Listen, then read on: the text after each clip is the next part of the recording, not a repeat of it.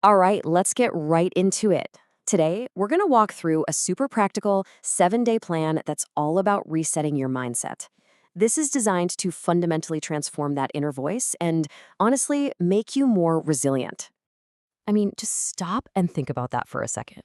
What if those nagging thoughts, the ones that hold you back, what if you could actually start to rewire them in just 7 days? It sounds like a big promise, I know.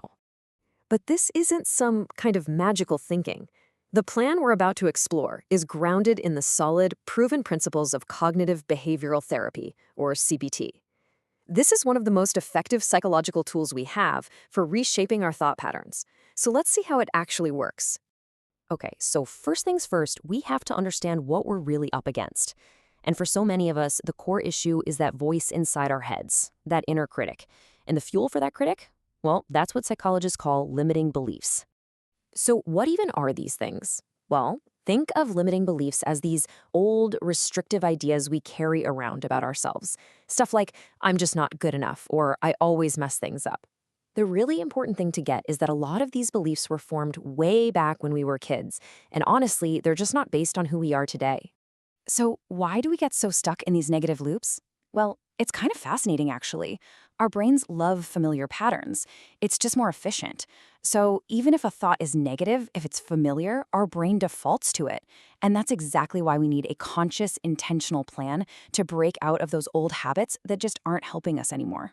And that, my friends, is where this 7-day protocol comes in. This is the solution. It's a clear, totally manageable journey that will take us from just being aware of our thoughts to actually taking real, concrete action. So, why 7 days? Well, a week is kind of the perfect amount of time, isn't it? It's long enough to build some real momentum and actually feel a difference. But it's short enough that it doesn't feel like this huge, overwhelming commitment. It's like a focused sprint toward a whole new way of thinking. All right, so let's break this journey down. The first phase, days 1 through 3, is all about laying a solid foundation. This is where we learn to just observe our inner world with a sense of awareness, and this part is absolutely crucial, with kindness. Day 1 is pure observation. That's it. Your only job is to be a detective. You'll start with a mindful check-in, just seeing what's there. Then you'll actually write down your top 3 to 5 limiting beliefs. And for the rest of the day, you're just going to notice when they pop up. No fighting, no fixing, just, oh, there's that thought again. Okay, on day 2, we make a big shift. We go from passively observing to actively questioning. This is a classic CBT technique, and it's powerful. We're going to pick one of those beliefs. Let's use the big one. I am not good enough. And we're essentially going to put it on trial. Here's exactly how it works. You grab a journal or a piece of paper. On one side, you list all the evidence you think you have for this belief. And then on the other side, you list all the evidence against it.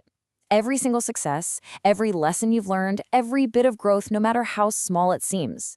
And what you'll probably find is that the evidence against the belief is way, way more powerful. Now look, challenging these deep-seated beliefs, it can be tough work. It can bring up a lot of stuff. And that's why day 3 is so essential. It is all about self-compassion. So when you feel that struggle, you just run through these 3 simple steps. First, you acknowledge it. This is a moment of suffering. Then you remind yourself you're not alone. Suffering is part of being human. And finally, you offer yourself kindness. May I be kind to myself. It's a game changer for building resilience. So once we've built that amazing foundation of awareness and self-kindness, we get to move into the second part of our journey, action and vision. This is where we stop just analyzing the past and we start actively building the future we want. Days 4 and 5 are all about taking action right here, right now. So on day 4, you're going to fight perfectionism. Just for one task, your goal is good enough, not perfect.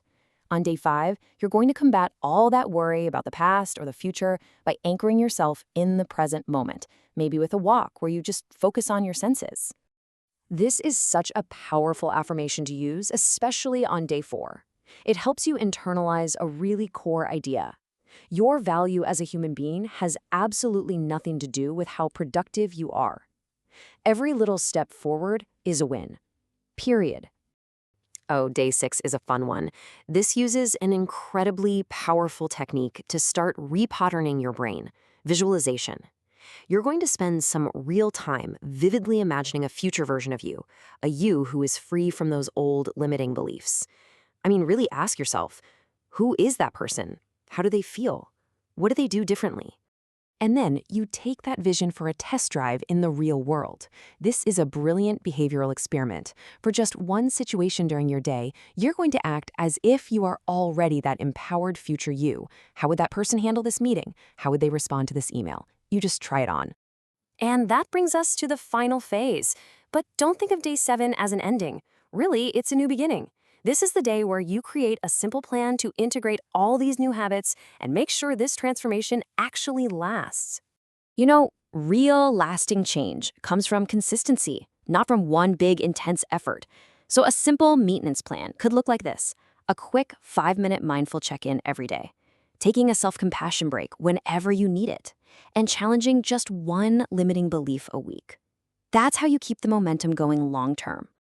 As we wrap this up, if there's one thing to really hold on to, it's this. The goal isn't to arrive at some perfect, finished version of yourself.